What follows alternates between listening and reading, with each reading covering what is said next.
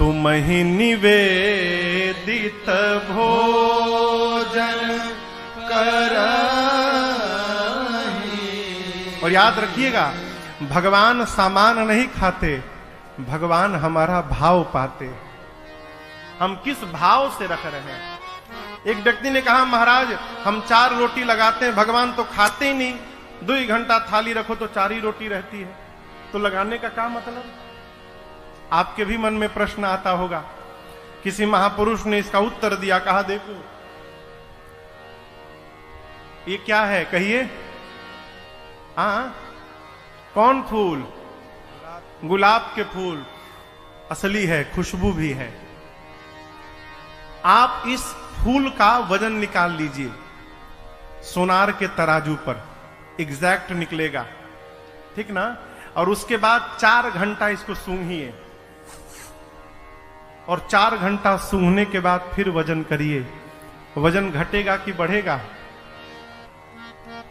बराबर रहेगा। अरे घटना चाहिए ना। आप 4 घंटे तक इसका सुगंध लिए हैं, जिस प्रकार 4 घंटा सुगंध लेने के बाद इसका वजन कम नहीं हुआ, उसी प्रकार भगवान के सामने थाल रहती है, भगवान भोग भी लगा लेते हैं और वो घटता भी नहीं है, उतना ही दिखाई पड़ता है।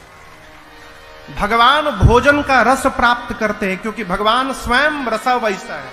भगवान रस स्वरूप है, रसो वैसा। भगवान रस स्वरूप है, भगवान रस प्राप्त करते हैं। घर में भोजन बने तो भगवान का थाल निकले। और मेरी प्रार्थना, जिस घर में भगवान के लिए थाल निकलती हो, पहले माई बाप, उस घर के लोग जीवन में कभी भूखे नहीं सोएंगे, ये मेरा विश्वास कहता है।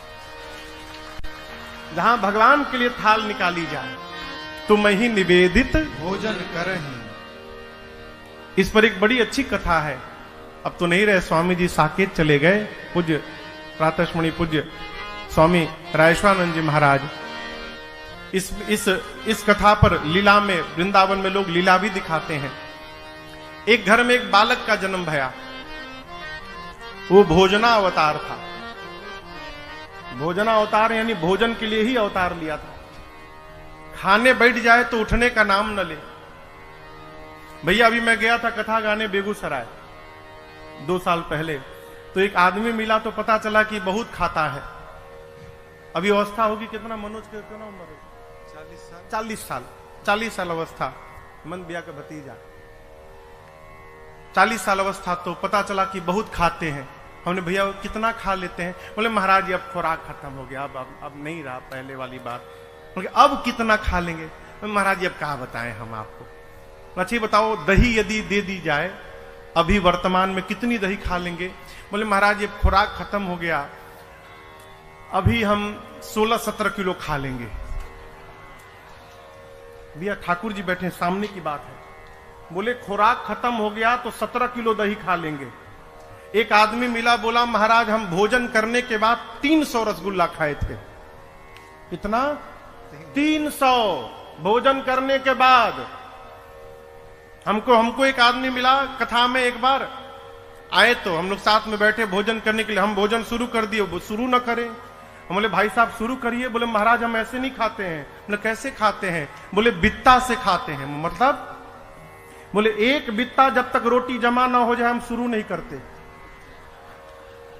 हमने कहा भैया इनको बाहर ले जाओ, बाहर ले जाकर बिठाओ, इनका जमा करो एक बित्ता। जब भोजन करके आए तो हम बोले ये क्या नियम है, फॉर्मूला एक बित्ता? बोले महाराज जी